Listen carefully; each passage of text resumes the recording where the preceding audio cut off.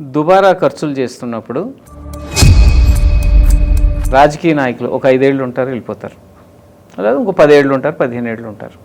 కానీ పర్మనెంట్ ఉద్యోగంగా వాళ్ళని ఒక ఎగ్జిక్యూషన్లో ఒక బాధ్యులుగా చేసి వాళ్ళని ఇక్కడ నియమించబడినటువంటి బ్యూరోక్రసీ ఏదైతే ఉందో ఈ ఖర్చులు, దానికి ఎంతవరకు ఖర్చులు ఉంటాయి, ఎలా ఖర్చు పెడుతున్నారు, దాన్ని ఓవర్సీ చేయాల్సిన బాధ్యత బ్యూరోక్రసీ ఐఏఎస్ ఆఫీసర్ది. అవునా కాదంటారా? ఖచ్చితంగా.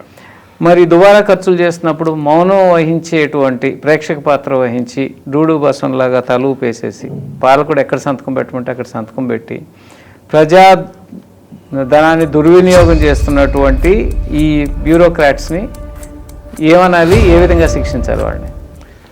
దుబారా అంటే 2 రకాలు ఉన్నాయి ఇక్కడ. ఒకటి వ్యక్తిగతమైన దుబారా, రెండోది ప్రభుత్వ పరంగా దుబారా.